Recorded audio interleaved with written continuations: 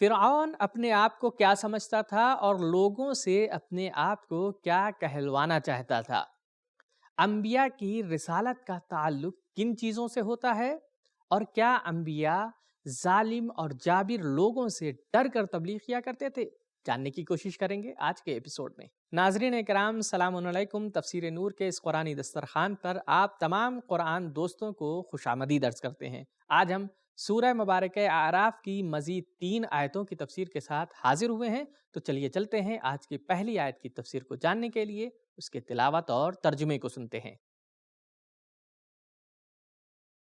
کتاب انزلناه الیک مبارک لیدبروا آیاته ولیتذکر اولو الالباب۔ بسم اللہ الرحمن الرحیم۔ ثم بعثنا من بعدهم موسى بآياتنا إلى فرعون وملئه فظلموا بها فانظر كيف كان عاقبة المفسدين۔ پھر ہم نے ان نبیوں کے بعد موسیٰ کو اپنی نشانیاں یعنی معجزے دے کر فرعون اور اس کے سرداروں کی طرف بھیجا، مگر انہوں نے ان نشانیوں کے ساتھ ظلم کیا یعنی انکار کر دیا۔ پس تم دیکھو کہ مفسدین کا کیا برا انجام ہوا۔ تو ہم نے آیہ کریمہ کی تلاوت اور اس کے ترجمے کو سن لیا ہے۔ اب جانتے ہیں اس آیہ کریمہ کے نکات کیا کیا ہیں۔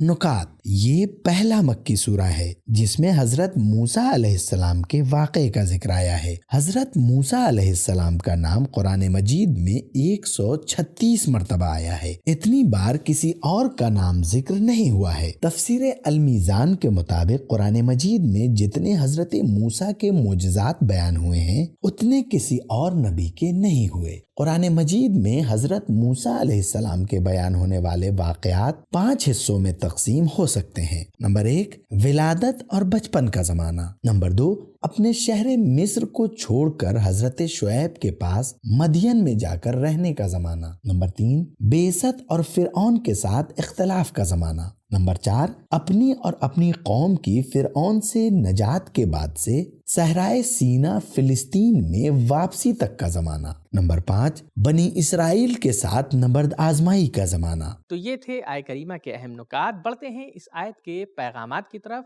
اور اسے جاننے کی کوشش کرتے ہیں۔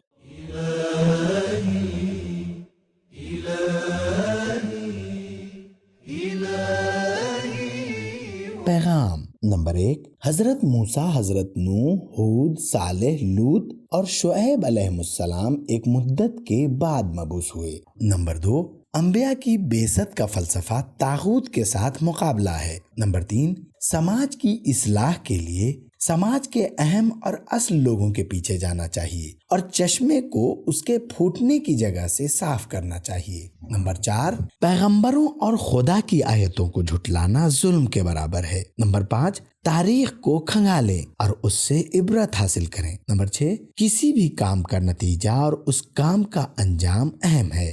جلدی گزر جانے والی رنگینیوں کی کوئی حقیقت نہیں ہے۔ نمبر 7، ایمان سماج کی اصلاح میں اہم کردار ادا کرتا ہے اور کفر و الحاد سماج کو فساد کی طرف لے جاتے ہیں۔ نمبر 8، جب کسی سماج میں دین خدا کی جگہ طاغوت حاکم ہو جاتا ہے تو وہ خود کو باقی رکھنے کے لیے اور اپنی مضبوطی کے لیے ہر طرح کے فساد پھیلاتا ہے۔ تو ہم نے آیت نمبر 103 کی تفسیر کو جان لیا ہے۔ اب جانتے ہیں آیت نمبر 104 کی تفسیر کو اور سنتے ہیں اس کے تلاوت اور ترجمے کو۔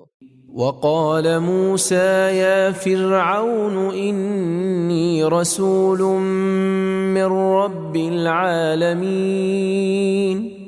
اور موسیٰ نے کہا، اے فرعون، بے شک میں سارے جہانوں کے پروردگار کا رسول ہوں۔ یہ تھی آیہ کریمہ کی تلاوت اور اس کا ترجمہ۔ اب بڑھتے ہیں آیہ کریمہ کے پیغامات کی طرف اور اس پر عمل کرنے کی کوشش بھی کرتے ہیں۔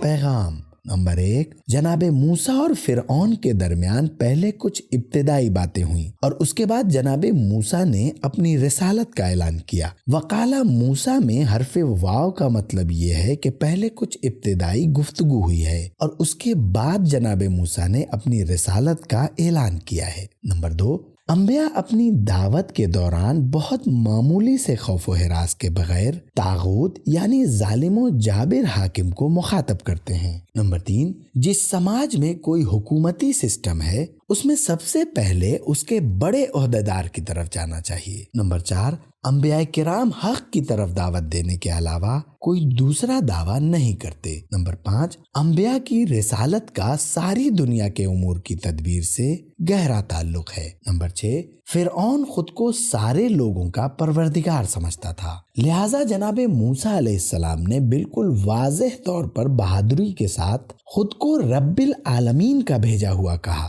تاکہ یہ بتا سکیں کہ تم بھی عالمین کے رب ہی کے ماتحت ہو اور اسی کے زیر نظر ہو۔ تو ناظرین، یہ تھی آج کے ایپیسوڈ کی 2 آیتوں کی تفسیر۔ بڑھتے ہیں آج کے ایپیسوڈ کی آخری آیت یعنی آیت نمبر 105 کی تفسیر کی طرف اور سنتے ہیں اس کے تلاوت اور ترجمے کو۔ حقیق علی الا اقول علی اللہ الا الحق قد جئتكم ببينة من ربكم فأرسل معي بني إسرائيل۔ میرے لیے ضروری ہے کہ اللہ کے بارے میں حق کے سوا کوئی بات نہ کہوں۔ میں تمہارے پروردگار کی طرف سے معجزہ لے کر آیا ہوں، بس تو بنی اسرائیل کو آزاد کر کے میرے ساتھ بھیج دو۔ تو ہم نے اس آیت کی تلاوت اور اس کے ترجمے کو جان لیا ہے۔ اب جاننے کی کوشش کریں گے کہ اس آیت کے ذیل میں مفسر نے کون سے پیغامات ہمارے لیے بیان کیے ہیں۔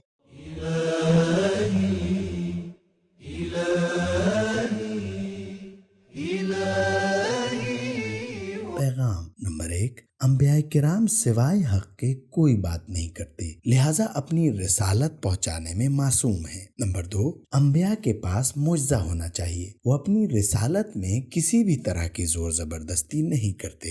نمبر 3، سب کا صرف ایک ہی پروردگار ہے، لہٰذا کسی کی طرف سے رب ہونے کا دعویٰ غلط ہے۔ نمبر 4، جب تک لوگوں کو طاغوت سے پوری طرح چھٹکارا نہیں مل جاتا اس وقت تک ان کے لیے صحیح معنوں میں تہذیبی اور تربیتی منصوبہ بندی نہیں کی جا سکتی اور صحیح تعلیم و تربیت کا بندوبست نہیں کیا جا سکتا۔ نمبر 5، بنی اسرائیل کو آزادی دلوانا خدا کے حکم اور جناب موسیٰ کی رسالت میں شامل تھا، یہ ان کی ذاتی رائے نہیں تھی۔ نمبر 6، انسانوں کو آزاد کروانا انبیاء کے مقصد میں سے ہے، ان کے علاوہ جو کوئی بھی اقتدار اور حکومت میں آئے لوگوں کو غلام بنانے کی کوشش کرتا ہے۔ حضرت علی علیہ السلام فرماتے ہیں، من نالا استطالا، نہج البلاغہ حکمت نمبر 216، جو کوئی حکومت و اقتدار پا لیتا ہے سرکشی کرنے لگتا ہے۔ تو ناظرین، آج کے ایپیسوڈ میں ہمیں یہ معلوم ہوا کہ فرعون اپنے آپ کو سب سے بڑا رب جانتا تھا